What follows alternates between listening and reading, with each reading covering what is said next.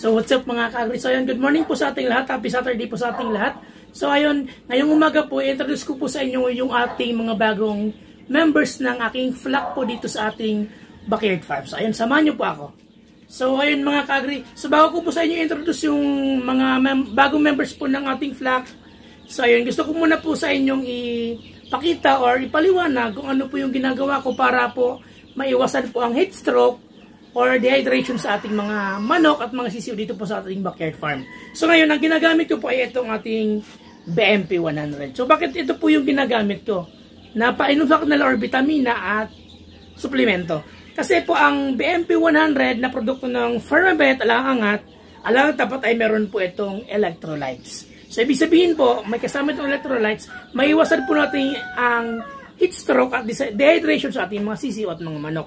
At hindi lang po ito merong electrolytes, meron din po itong multivitamins, minerals, B-complex, then amino acids, probiotics at prebiotics. Kaya napakatagal niya pong mapanis, within 24 hours pwede pa pong inumin ng mga manok ang BMP 100 kapag po tinimpla natin.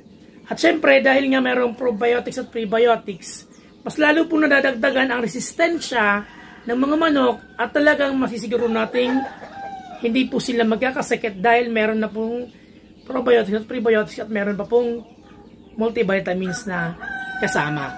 At ito po ay nakakapagpaganda ng gut health. Ibig sabihin, kapag maganda po ang gut health, maganda ang metabolism at maganda po ang panunaw ng ating mga manok at talagang nakukuha nila yung mga nutrients sa mga vitamins at sa mga feeds na binibigay natin. So kaya po gumamit tayo ng BMP 100 na produkto ng Fermabet. So ayun mga ka-agri. So introduce ko na po sa inyo yung mga bago nating members dito sa ating flock. So ayun po, excited ako kasi ay nakakapag-upgrade tayo dito sa ating backyard farm. At ayun, syempre marami na po sumusuporta sa atin. At syempre nandun yung suporta ng aking asawa at ng aming pamilya. So ayun po. So una na member ng ating flock, ito po. So ayun, kung makikita nyo po, meron siyang feather sa paa. So actually meron ako dito mga manok na may feather or may pakpak sa paa, yung mga Chinese silky, pero ito po naiiba ito. So yung upgrade natin dito sa ating backyard farm. So ito po yung tinatawag natin na Black Copper Maran. So sila po yung mga tinatawag natin mga dark brown egger or chocolate eggers, kasi po masyadong deep dark brown ang kanilang mga itlog. So ayun po. Ito ay, I think this is a kakarel, kasi yung palong niya na talaga prominent na yung palong. So ayun po, kung makikita natin, ang feature po ng Black Copper Maran is ayun, ngayon nga may pakpak sa paa. At ang itlog talaga nila ay dark brown. So ngayon, ito po ay napakaganda ng kulay ng itlog at maganda rin po siyang i-cross sa ating mga blue eggers at mga brown eggers. So ito po, kapag kinunos natin siya sa mga blue eggers, doon po tayo nakaka-form ng ating mga tinatawag nating olive green eggers, or minsan po, napakaganda nang nailalabas kasi iba-ibang shade ng kulay ng itlog ang nailalabas nila kapag po kinunos natin ito sa blue egger. So pwede po sila makaproduce ng blue, green, then meron pong pink, then dark brown, green, dark green, then olive green na itlog. Kaya, ayun, winworkout natin na magkaroon tayo ng Black Copper Maran. So excited po akong makaproduce ng mga Black Copper Marans at syempre nung ating mga stir eggers or mga olive eggers na pwede natin i-out. So, ayun po, new members sa ating flock. Ito yung ating Black Copper Maran. So, by November, December po, baka meron tayong mga availables na for out na Black Copper Marans, then mga olive green eggers or iba pang shade ng itlog na mapuform galing po dito sa ating Black Copper Marans na i-cross po natin sa ating mga blue eggers. At ayun mga ka-agri, so punta naman po tayo dun sa pangalawang mga breed na bagong member nga ng ating flock. So ito po, hindi ko siya nahawakan ng ayos.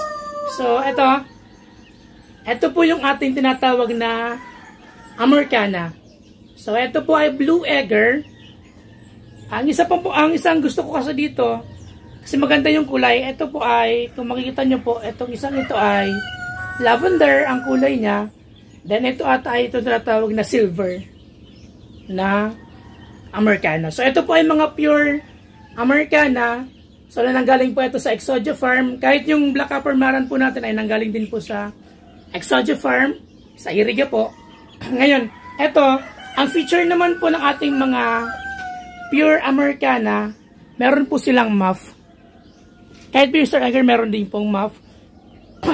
Ngayon, pag sinabi po nating muff, yung ano po, balahibo sa mukha or feather sa mukha nila. Kung makikita nyo po, napaka-prominent po ng feather nila sa mukha or yung tinatawag nating muff. So, ayan. Ito po ay mga blue egger. At kapag ito po ay krinos natin sa mga brown eggers, dun po tayo nakakapag-produce ng tinatawag nating star egger na ang kulay po ng itlog ay green or olive green. So, ayun po. Sa mga hindi po nakakaalam kung kailan po na-form ang star egger, na-form po siya kapag, ulitin ko po, pag pinag-cross natin, ay pinag-breed natin yung blue eggers, katulad nito, sa mga brown eggers. So, ang star egger po ay hindi siya pure breed. Hindi siya pure breed kasi crossbreed nga siya ng blue egger and brown egger, kaya nakaka-form tayo ng green or olive green na itlog. So, ayun. Ito po. Napakaganda ng kulay. So, ito po yung ating pure Americana. Then, ito po ay balak kong makapag-produce din ng pure na Americana. Pwede natin i-out. Then, star eggers. At syempre, i-cross din natin yung iba kung meron po tayong mga available ito na hens. Doon po sa ating Black Appermaran para po mas maraming shade ng itlog ang pwede nating ma-form. At ayun po, nakaka-excite at makaka-form na po tayo ng tinatawag natin mga rainbow eggs or iba-ibang kulay or ibang shade ng itlog. At syempre ako kasi ay paborito ko ang kulay blue. Kaya talagang naghanap talaga ako ng mga pure Americana na nangingitlog ng kulay blue. At ayun, so ito po yung ating kasama rin sa mga bagong members sa ating flock. So by November, December, sana makapag-produce na tayo. So yun lamang po and happy farming!